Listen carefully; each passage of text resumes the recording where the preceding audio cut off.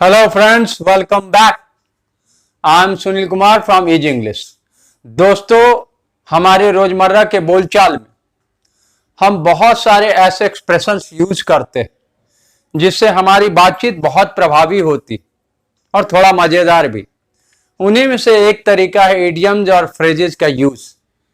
मुहावरे, कहावत आपने सुने होंगे, हिंदी में भी यूज किए जाते हैं, इंग्लिश में भी यूज किए जाते हैं। इनका इंपॉर्टेंस इसलिए है कि जो लोग अपने कन्वर्सेशन में, बातचीत में इसका इस्तेमाल करते हैं, उनकी बातचीत बड़ी रोचक हो जाती। और कॉम्पिटिटिव एग्जाम्स में भी, बहुत सारे एग्जाम्स में इनसे संबंधित 5 नंबर के क्वेश्चंस देखे गए हैं, जैसे एसएससी वगैरह। तो इसीलिए मुझे लगता है कि ये इडियम्स और फ्रेजेस आपके लिए बहुत इंपॉर्टेंट। आज उन्हीं इडियम्स और फ्रेजेस में से एक बहुत ही मजेदार कैटेगरी आपके लिए लाया हूं, वो है एनिमल इडियम्स और फ्रेजेस। हाँ दोस्तों, ऐसे कहावत और मुहावरे जो जानवर के नाम से संबंधित है, जानवरों से संबंधित, आज ऐसे ही 15 एनिमल इडियम्स और फ्रेजेस आपको दिखाने जा रहा हूं, सिखाने जा रहा हूं। तो हमेशा की तरह इस वीडियो को शुरू से अंत तक देखेंगे ताकि टोटल 15 के 15 जो एनिमल इडियम और फ्रेजेस है वो आपको बहुत अच्छे तरह से समझ में आ जाए और आप उसको अच्छे से इस्तेमाल करना सीख जाए। तो आइए शुरू करता हूं। Let's get started. Animal idioms and phrases. पहला है आपका द एलिफेंट। हाँ, कभी कभी दिमाग में ये बात आती है कि आखिर इसकी जरूरत क्यों इस्तेमाल करते हैं लोग। ओरिजिन जहां से हुआ तो वहां से बात हो सकती। जानवरों से कोई रिश्ता महसूस होता? बिल्कुल। मैन भी क्या है, बायोलॉजिकल क्लासिफिकेशन में एनिमल। ठीक है जी। तो एक फनी जवाब हो सकता है, चूंकि वो हमारे रिश्तेदार होते, फैमिली मेंबर्स होते, इसलिए हम बार बार उनका जिक्र करते हैं। This could be a funny answer why we use animal phrases और इडियम। लेकिन एक लॉजिकल बात हो सकती है, क्योंकि क्या, since we evolve from a pastoral society. आप जब मानव सभ्यता के विकास का इतिहास पढ़ेंगे तो आपको बहुत अच्छे तरह से पता चल जाएगा कि हम जंगलों में रहते थे और धीरे धीरे हम लोग जानवर पालने के फेज में आए और वहां से विकसित होते हुए यहां तक पहुंचे। तो खैर, रिश्ता काफी पुराना है, तो इस हिसाब से भी वो जुबान पे बात आने लगी और वहीं से ओरिजिन हुआ। और आज भी still in our civil world लोग यूज करते हैं बहुत अच्छे तरह से। तो आइए, पहला है आपका the elephant in the room. अब एलिफेंट क्या होता है? और कमरे में अगर हाथी आ जाए तो? एलिफेंट मतलब बहुत बड़ा, और कमरे में आ जाए तो क्या होगा? प्रॉब्लमेटिक होगा, समस्या उत्पन्न करेगा, और समस्या छोटी नहीं होगी, बहुत बड़ा होगा। सही समझा आपने? तो इसका मतलब है विवादास्पद बड़ा मुद्दा, एक ऐसा इशू, एक ऐसी बात जिस पर विवाद होते हैं, बड़ी बात। अब जैसे अभी के उदाहरण में ले सकते आप, संसद में किसान संबंधित एक बिल पास हुआ, आपने न्यूज़पेपर पे पढ़ा होगा और मीडिया पे भी आ रहा है न्यूज। तो इस मुद्दे पे क्या है, विवाद हो रहे हैं, बहुत सारी हरकतें हुई है ना हमारे संसद में, शर्मनाक। तो इसका मतलब क्या है, विवाद बहुत बड़ा। तो किसान बिल क्या बन गया? एक विवादास्पद बहुत बड़ा मुद्दा। The latest farmers bill has become the elephant in the room. The latest farmer bill is nothing but the elephant in the room. यानी अभी हाल में जो किसान के संबंधित जो बिल आया है वो कैसा है? एक बहुत बड़ा विवादास्पद मुद्दा है। तो आइए, दूसरा है होल्ड योर हॉर्सेज। हॉर्सेज किस लिए करते हैं? जब हम तेजी से कहीं जाने की बात सोचते हैं। उस जमाने की बात कीजिए जब मोटर कार नहीं हुआ करते थे, तो घोड़ा क्या था? तेज गति का, है ना, सूचक था। तो तेज गति से कहीं जाने की बात होती तो हम घोड़े पे सवार होते। होल्ड, रुको, थाम लो, घोड़े को थाम लो। इसका मतलब आप जो तेजी दिखा रहे हो, जल्दबाजी दिखा रहे हो, वो दिखाने की जरूरत नहीं है, रुको, ठहरो। होल्ड योर हॉर्सेज का मतलब ये, don't make a rush, hold your horse's. जल्दबाजी मत करो, थोड़ा रुको। फिर है पिग हेडेड। पिग मतलब सुअर। अब जहां तक बात होती है तो ये बताया गया कि सुअर, गधा ये सब बहुत कुख्यात है। किस मामले में? दिमाग के मामले में माना जाता है बहुत कमजोर होता है। तो पिग हेडेड का मतलब क्या हो गया? ढीठ, मूर्ख।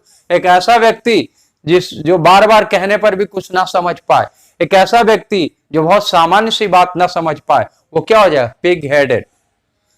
माई monitor is actually a pig headed fellow. हमारे क्लास का जो मॉनिटर है वो pig headed. He doesn't understand even a slight, है ना, फन। हल्का मजाक भी नहीं समझ पाता वो। तो कैसा हो गया वो? पिग हेडेड हो गया। अब आ जाओ, द कैट म्यू, बिल्ली का म्याऊ करना, बिल्ली की आवाज। अब इसका मतलब क्या होता है? इसका मतलब होता है कोई भी चीज शानदार, क्वालिटी में बहुत अच्छा, excellent. She sang a song. It was the cat mew. उसने गाना गाया और कैसा था? बहुत शानदार था वो। It was a cat mew. अब let the cat out of the bag, है ना, थैले में, बैग में छुपा के रखा था बिल्ली, तो उसको बाहर निकालो। क्या मतलब? यानी जो छुपी हुई बात, छुपी हुई चीज है, उसको जाहिर कर देना, लोगों के सामने ले आना, ये इसका अर्थ होगा। Let the cat out of the bag. Don't create suspense, let the cat out of the bag. बोला भाई सस्पेंस मत क्रिएट करो और जो राज की बात है वो बता दो, जाहिर कर दो। फिर है लेट स्लीपिंग डॉग्स लाई।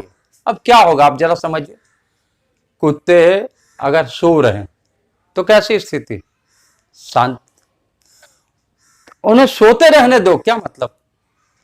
यानी किसी भी स्थिति को, किसी भी चीज को न छेड़ो ताकि हंगामा हो। उसी से पे आधारित है। बीती बातों को न छेड़ो, खासकर ऐसी बातों जो प्रॉब्लम क्रिएट करते हैं। तो वहां पर कहा जाता है let the sleeping dogs lie. ठीक है, enough is enough. We have discussed the issue many more times. Let the sleeping dogs lie. मतलब काफी हो गया, हमने इस इशू को कई बार डिस्कस किया और इससे हमने क्या देखा? विवाद उत्पन्न हो रहे हैं, आपस में कन्फ्रंटेशन हो रहा है। तो क्या करा? रहने दो, बीती बातों को वैसे ही रहने दो, मत छेड़ो। चलिए अगला है 7th नंबर, अ वाइल्ड गूज चेज। बहुत मुश्किल नहीं होते एनिमल फ्रेंड, आपको रिलेट कर सकते हैं। वाइल्ड मतलब जंगली, गूज मतलब मुर्गा, मुर्गी, चेज पीछा। अब जंगली मुर्गा को पकड़ने के लिए पीछा, तो आपको शायद पता होना चाहिए कि जंगली मुर्गा बहुत फुर्तीला होता है, बहुत तेज होता है, और उसके पीछे जाना, उसे पकड़ने का प्रयास क्या होता है? अधिकतर बेकार होता है, जल्दी हाथ आता नहीं। वहीं से यह कहावत निकला, अ वाइल्ड गूज चेज, व्यर्थ का प्रयास। ठीक है, he tried to solve this some time and again but it proved a wild goose chase. उसने इस गणित के सवाल को बनाने का बार बार कोशिश किया, लेकिन कैसा साबित हो गया वो सवाल? वो उसका प्रयास व्यर्थ हो गया, यानी वो नहीं बना पाया। वॉच समथिंग और somebody like a hawk. Hawk क्या होता है? चील, एक पक्षी है, शिकारी, और उसकी देखने की जो क्षमता होती है बहुत तेज होती है, तीक्ष्ण होती है। तो उसका मतलब वह बहुत ध्यान से देखना, निगरानी करना। अब क्या है? Our boss watches us like a hawk. यानी हमारा जो बॉस है ना, वो हम लोग को एकदम ध्यान से देखता है, हमारी हरकतों पे उसकी गहरी नजर होती है। आवाज आओ, like a fish out of water. Very simple. मछली अगर वाटर में है तो प्रॉब्लम नहीं, मछली अगर वाटर से बाहर आ गई तो क्या हो जाए? अरे आपने बचपन में कविता पढ़ा था, मछली जल की रानी, तो उसमें तो बताया गया, है ना, हाथ लगाओ डर जाएगी और बाहर निकालो मर जाएगी। यानी आप किसी ऐसे सिचुएशन में आ गए जहां आप अनकंफर्टेबल फील कर रहे हैं, तो आप बोल सकते हो अपनी स्थिति को, like a fish out of water. For making a good life I shifted to Mumbai, but now I feel fish out of water here. जीने के लिए, जिंदा रहने के लिए, जीविकोपार्जन के लिए मुझे मुंबई आना पड़ा। लेकिन अब मुझे कैसा लग रहा है, फिश आउट ऑफ वाटर, यानी मुंबई के माहौल में मैं कंफर्टेबल फील नहीं कर रहा हूं। फिर आपका रेड हेरिंग, हेरिंग क्या है? मछली है, बहुत आम पाए जाते है ना। तो ये रेड हेरिंग, ध्यान भटकाने वाली बात है ना, यानी ये आम पाए जाने वाली मछली है। तो बड़े मछली का जब शिकार करने जाते हैं लोग ना, तो ऐसे छोटी मछलियां जब बहुत सारा आ जाती तो ध्यान भटक जाता है। तो वहीं से निकला कि किसी बात से ध्यान भटकाने वाली बात, रेड हेरिंग। अब नाउ इलेक्शन इज अप्रोचिंग, ठीक है। The CM has recently announced, ठीक है, a very lucrative scheme for the poor, गरीबों के लिए बड़ा आकर्षक स्कीम की घोषणा किया। बट इट्स नथिंग बट क्या है? Red herring. लेकिन ये दरअसल क्या है? ये और कोई बात नहीं, मुद्दे से ध्यान भटकाने वाली बात है। जो मुख्य मुद्दा है गरीबों की जो समस्या, वहां से ध्यान हटाना है। इसीलिए उन्होंने क्या करा? एक स्कीम की घोषणा करी। फिर एंड्स इन योर पैंट, समझ सकते आप, अगर पैंट में आपके चींटी घुस जाए तो आपकी क्या स्थिति होगी, आप समझ सकते।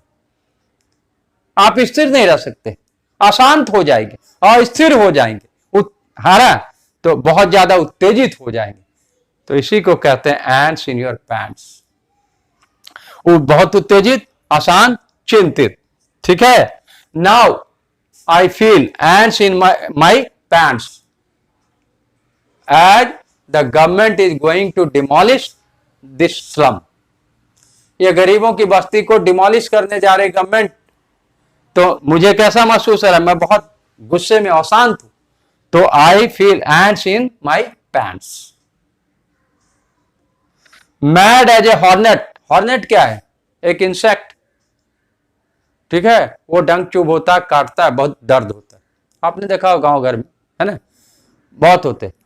तो कहता है उसी तरह जैसे कोई वो इंसेक्ट जब पागल हो जाए, पागल हो जाए मतलब बहुत ज्यादा गुस्से में हो जाए, मैड एज ए हॉर्नेट, ठीक है। When father knew the result of his only son, he became mad as a hornet.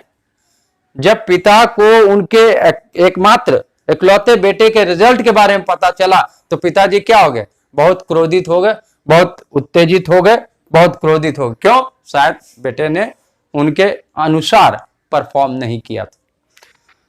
Wooden hurt a fly, बोले अरे भाई श्रीवास्तव जी बहुत सीधे आदमी, बहुत शांति प्रिय आदमी, वो तो ऐसे आदमी जो मक्खी भी नहीं मार सकते।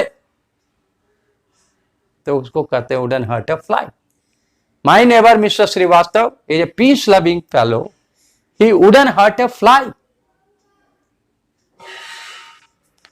कैट विस्कर्स, बिल्ली कभी कभी दूध पीती है या कुछ खाती है तो देखा उसको बन जाते हैं मूंछ। तो कैट विस्कर्स का मतलब क्या? अपने को सर्वश्रेष्ठ समझना।